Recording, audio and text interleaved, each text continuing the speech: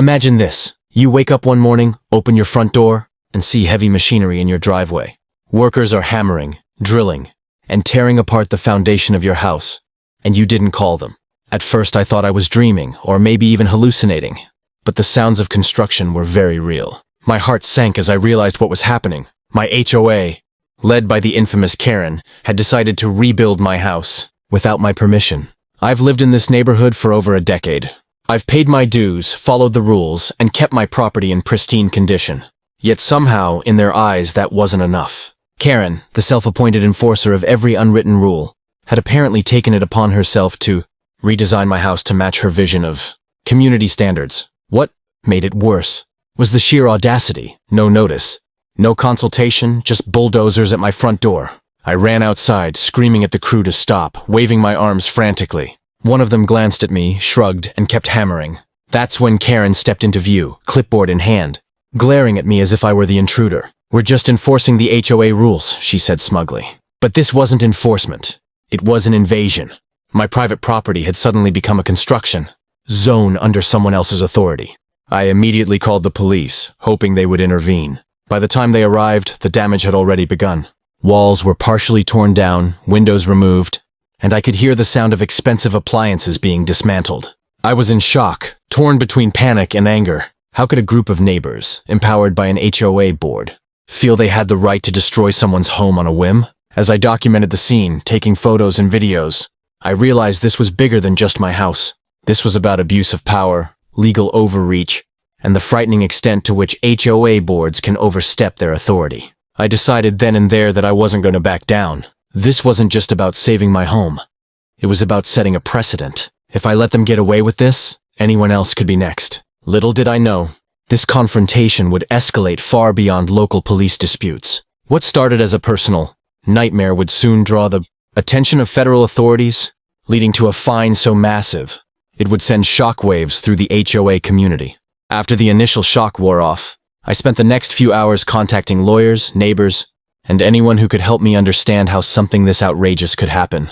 But what really left me speechless was the HOA's official statement, sent via email the next morning.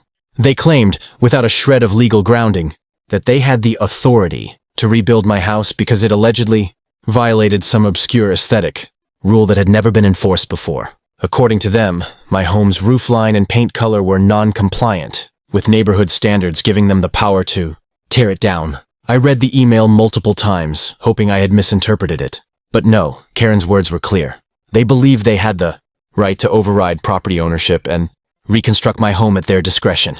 The arrogance was breathtaking. What's worse, the email included photographs of the damage they claimed to prevent by acting preemptively. Their logic was as twisted as it was terrifying. I was being punished for following the rules while simultaneously being accused of breaking invisible ones.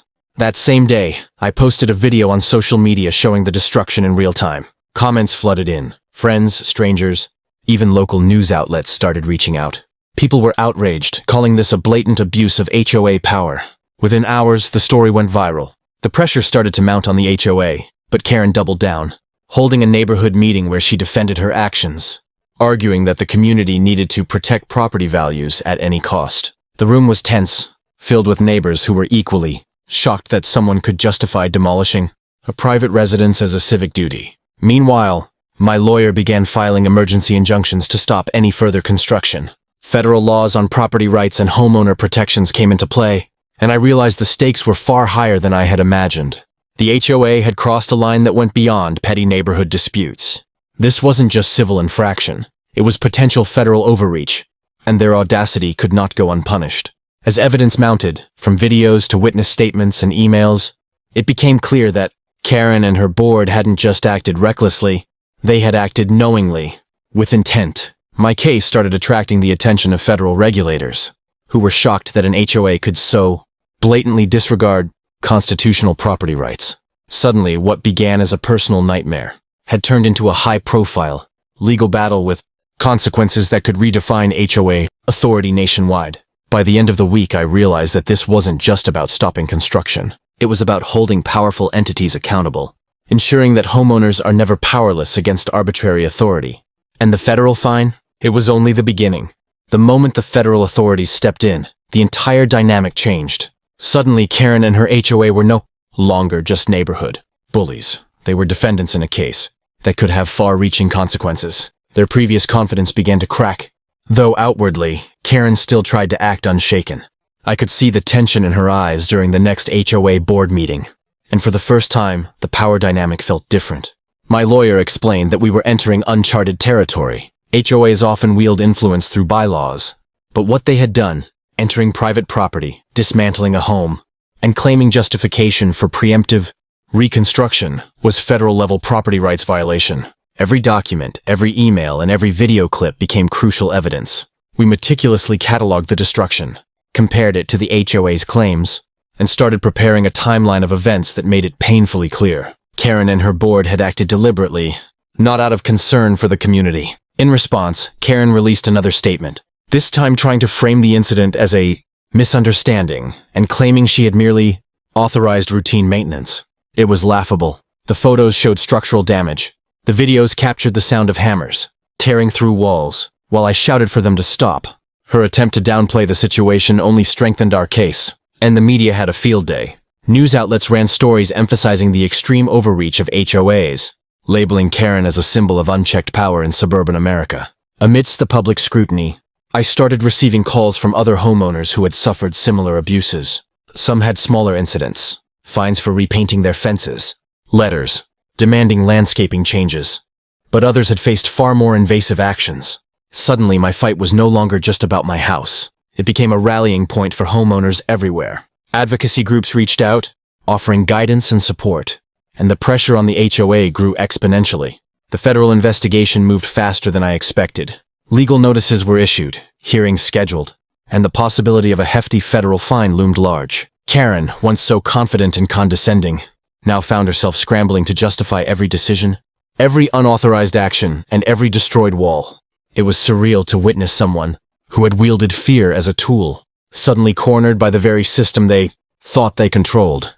By the end of this chapter of the battle, it was clear this wasn't just a confrontation between a homeowner and an HOA. It had evolved into a story about accountability, power, and the lengths people will go to protect their property. And while Karen still tried to save face, the federal authorities were preparing a fine that would send a message loud and clear: cross the line, and the consequences will follow. The day the federal fine was officially announced, I felt a mix of relief and vindication. After weeks of tension, countless phone calls, and mounting legal pressure, Karen and her HOA were finally held accountable. The fine was substantial enough to send a clear message to any HOA considering overstepping their authority, but it wasn't just about money. It was about justice, recognition of homeowners' rights, and setting a precedent for communities across the country. The morning the notice arrived, I watched from my front porch as Karen stormed out of her house, clutching the papers with a look of disbelief.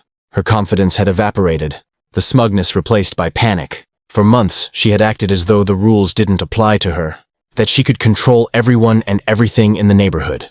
Now, she faced the consequences. Neighbors who once feared speaking up now came forward, some applauding, others simply shaking their heads at the audacity of it all. In the weeks that followed, the HOA's influence in the neighborhood waned. Meetings became more regulated, decisions more transparent, and homeowners felt empowered to ask questions without fear of retaliation. The ripple effect was undeniable. Other HOAs began reviewing their policies. Worried about similar federal scrutiny, Karen herself faced personal and legal repercussions beyond the fine. Lawyers from the federal investigation reviewed her actions in detail, and she was forced to attend mandatory training on property rights, ethics, and the limits of HOA authority. For me, the journey had been exhausting, emotionally and mentally draining. Yet standing in my fully restored home, I realized that perseverance had made all the difference. Documentation, social media exposure, legal strategy, and sheer determination had transformed what could have been a personal nightmare into a powerful story of accountability. Every wall that had been torn down, every hammer that had struck, and every moment of disbelief became proof that fighting for your rights matters.